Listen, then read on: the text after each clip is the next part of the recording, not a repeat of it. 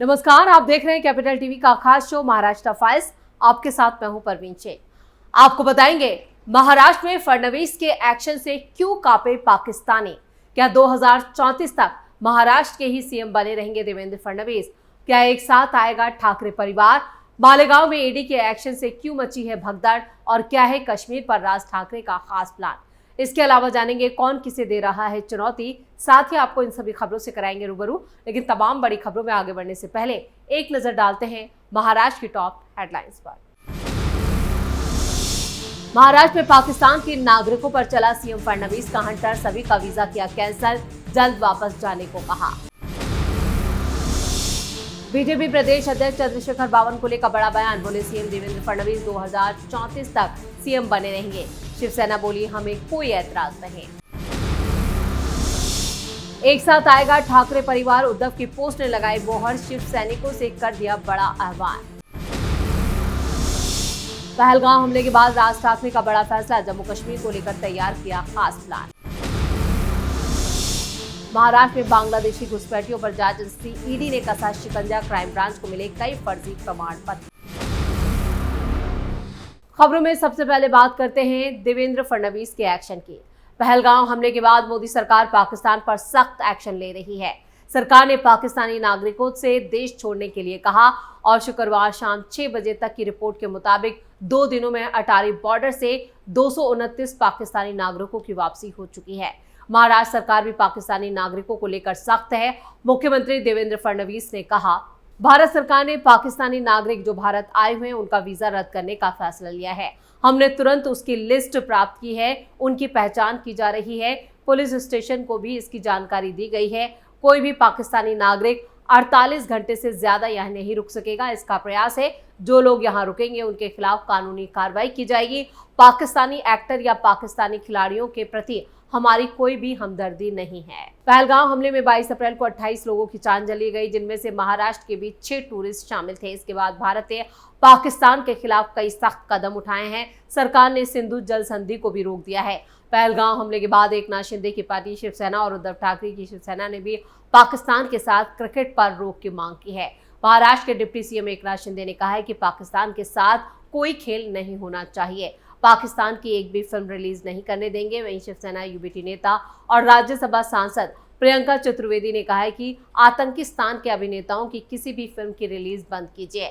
BCCI अब समय आ गया है कि आप अपने मुनाफे के लिए देश के लिए खड़े हों, यानी आप अपना मुनाफा ना देखें बल्कि देश के लिए खड़े हो जाएं। तो महाराष्ट्र में एक के बाद एक ताबड़तोड़ एक्शन लिए गए हैं और पाकिस्तानियों पर महाराष्ट्र के सीएम देवेंद्र फडणवीस काफी सख्त हैं। खबरों में आगे बढ़ते हैं। इधर महाराष्ट्र के मंत्री और बीजेपी प्रदेश अध्यक्ष चंद्रशेखर बावनकुले ने कहा है कि देवेंद्र फडणवीस अब तक के सबसे बेहतरीन मुख्यमंत्री हैं और वो 2034 तक इस पद पर बने रहेंगे। मुंबई में हुए एक कार्यक्रम में बोलते हुए बावनकुले ने कहा, देवेंद्र फडणवीस ने विकसित महाराष्ट्र का जो संकल्प तैयार किया है उसे पूरा करने के लिए अगले 9 साल तक उनके नेतृत्व की आवश्यकता है। देवेंद्र फडणवीस 2034 तक मुख्यमंत्री बने रहेंगे क्योंकि उन्होंने विकसित महाराष्ट्र का रोड मैप तैयार किया है। वो महाराष्ट्र के अब तक के सबसे बेहतरीन मुख्यमंत्री हैं। वहीं चंद्रशेखर बावनकुले ने महाराष्ट्र के लंबे वक्त से चलने वाली विकास योजनाओं का जिक्र करते हुए कहा कि फडणवीस की निरंतर नेतृत्व क्षमता उस लक्ष्य को हासिल करने के लिए जरूरी है। उन्होंने कहा कि हमारे पास प्रधानमंत्री नरेंद्र मोदी के रूप में केंद्र और फडणवीस के रूप में राज्य में दोहरे इंजन की सरकार है और इस डबल इंजन के नेतृत्व से महाराष्ट्र एक विकसित राज्य बनेगा। उन्होंने पार्टी और राज्य के लोगों से एकजुट होकर फडणवीस के नेतृत्व में आगे बढ़ने का आह्वान भी किया। बावनकुले बोले कि हमें एकजुट होकर फडणवीस के पीछे खड़ा रहना चाहिए ताकि ये सपना साकार हो सके। और जब मीडिया ने डिप्टी सीएम एकनाथ शिंदे से बावनकुले की इस टिप्पणी पर प्रतिक्रिया मांगी तो शिंदे ने संक्षिप्त रूप से कहा कि शुभकामनाएं। शिंदे शिवसेना के प्रमुख हैं और जो बीजेपी के नेतृत्व वाले महायुति गठबंधन का हिस्सा भी हैं। वो जून 2022 से नवंबर 2024 तक मुख्यमंत्री भी रहे, जिसके बाद महायुति की चुनावी जीत के बाद फडणवीस ने मुख्यमंत्री पद संभाला। वहीं बावनकुले की टिप्पणी पर बयान देते हुए शिवसेना नेता रामदास कदम ने कहा, अगर फडणवीस 2080 तक भी मुख्यमंत्री बने रहते हैं तो हमें कोई आपत्ति नहीं है। हमारी शुभकामनाएं फडणवीस, बावनकुले और एकनाथ शिंदे तीनों के साथ हैं। हम सब साथ हैं। कोई भी अगर हमारे बीच फूट डालने की कोशिश करता है तो वो सफल नहीं होगा। और खबरों में आप बात करते हैं उद्धव और राज के एक साथ आने की अटकलों की। पिछले कुछ दिनों से राज ठाकरे और उद्धव ठाकरे की गठबंधन की चर्चा तेज है। हाल ही में राज ठाकरे ने उद्धव ठाकरे के सामने साथ आने का प्रस्ताव रखा था, जिसमें शिवसेना यूबीटी प्रमुख उद्धव ठाकरे ने एक कदम आगे बढ़ा दिया है। उद्धव ठाकरे की शिवसेना की तरफ से एक पोस्ट सामने आया है, जिसमें देखा जा सकता है कि उद्धव ठाकरे ने मनसे से साथ आने का आह्वान किया है। जानकारी है कि राज ठाकरे और उद्धव ठाकरे कुछ दिनों के लिए विदेश दौरे पर थे। आपको बता दें कि दोनों दलों के नेता मुंबई लौटने के बाद साथ गठबंधन पर चर्चा का फैसला लेंगे। उसके बाद शिवसेना यूबीटी ने सोशल मीडिया एक्स पर पोस्ट कर एक कदम आगे बढ़ा दिया है। शिवसेना ठाकरे पार्टी की आधिकारिक पेज पर एक पोस्ट साझा की गई है, जिसमें लिखा है, समय आ गया है, मराठी अस्मिता की रक्षा के लिए शिवसैनिक मुंबई और महाराष्ट्र के साथ आने के लिए तैयार हैं।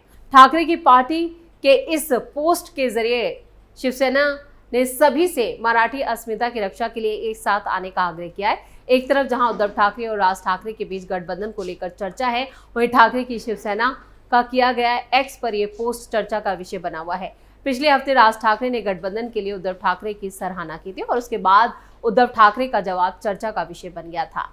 इस पोस्ट को लेकर ठाकरे की शिवसेना की तरफ से कहा गया है कि इस पोस्ट के जरिए हम महाराष्ट्र के सभी लोगों से मराठी अस्मिता और मुंबई महाराष्ट्र के लिए एक साथ आने की अपील कर रहे हैं। यह भी कहा गया है कि 1 मई महाराष्ट्र दिवस की पृष्ठभूमि में ठाकरे की शिवसेना की तरफ से इस एक्स पोस्ट को तैयार किए गया है। हालांकि कई लोग इस पोस्ट को मनसे शिवसेना की बैठक से जोड़कर भी देख रहे हैं, जो कि राजनीतिक गलियारों में चर्चा का विषय बनी हुई है। उद्धव ठाकरे और उनका परिवार यूरोप के दौरे पर है। जानकारी के मुताबिक वो मई के पहले हफ्ते में मुंबई लौटेंगे। वहीं मनसे अध्यक्ष राज ठाकरे भी विदेश दौरे पर हैं। राज ठाकरे 29 अप्रैल को मुंबई लौटने वाले हैं। गठबंधन की बातचीत के दौरान दोनों ठाकरे बंधु विदेश दौरे पर हैं। ऐसे में दोनों नेताओं के मुंबई लौटने के बाद क्या फैसला लिया जाएगा और गठबंधन पर कोई चर्चा होगी या नहीं, इस पर फिलहाल राजनीतिक गलियारों में सिर्फ अटकलें लगाई जा रही हैं।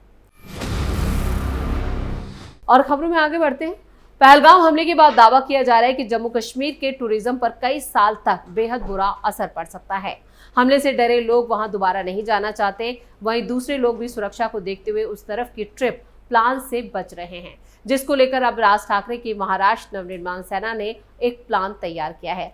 राज ठाकरे की पार्टी महाराष्ट्र नवनिर्माण सेना का कहना है कि आतंकियों ने पर्यटन के लिए गए लोगों पर हमला कर जम्मू कश्मीर के टूरिज्म पर असर डालने की कोशिश की है। ऐसे में मनसे नेता संदीप देशपांडे ने कहा, अगर ऐसा होता है तो उनके मंसूबे कामयाब हो जाएंगे। वहां के लोग की रोजी रोटी टूरिज्म पर है, वो बेरोजगार हो जाएंगे और फिर बेरोजगार लोगों को आतंक की तरफ मोड़ने में भी दहशतगर्द कामयाब हो जाएंगे।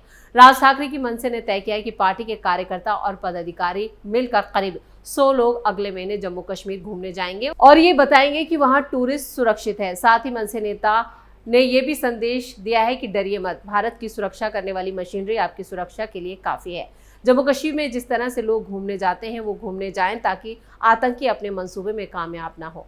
संदीप देशपांडे ने आगे बताया कि हम बिना किसी सुरक्षा के जम्मू एंड कश्मीर जाएंगे और एक आम आदमी की तरह वहां जाएंगे और जिन जिन जगहों पर जाने की इजाजत है उन तमाम जगहों पर घूमेंगे ताकि हम लौटने के बाद अपना अनुभव लोगों से साझा कर सकें और लोगों को कश्मीर जाने के लिए कह सकें। और खबरों के आखिर में महाराष्ट्र में बांग्लादेशियों पर हुए एक्शन की। महाराष्ट्र पुलिस ने अवैध बांग्लादेशियों को फर्जी जन्म और मृत्यु प्रमाण पत्र जारी करने के मामले में बड़ा एक्शन लिया है। इस मामले में 16 अलग अलग एफआईआर दर्ज की गई थी, जिन पर एफआईआर के आधार पर ईडी ने ईसीआईआर दर्ज किया था। ईडी ने महाराष्ट्र के कई जिलों में जारी किए गए फर्जित विलंबित जन्म और मृत्यु प्रमाण पत्रों के संबंध में मालेगांव में कई स्थानों पर छापेमारी की। अब तक की गई जांच के दौरान ये पता चला है कि इस तरह के जो प्रमाण पत्र मिले हैं या तो वो नकली हैं या फिर इनमें जारी करने के लिए एक बड़े नेटवर्क का इस्तेमाल किया गया है जो इसमें सक्रिय था। जांच में ये भी सामने आया कि आरोपी शख्स का नाम और पहचानकर्ता या जो आधिकारिक रिकॉर्ड में नहीं थे उन्हें बदल दिया गया था।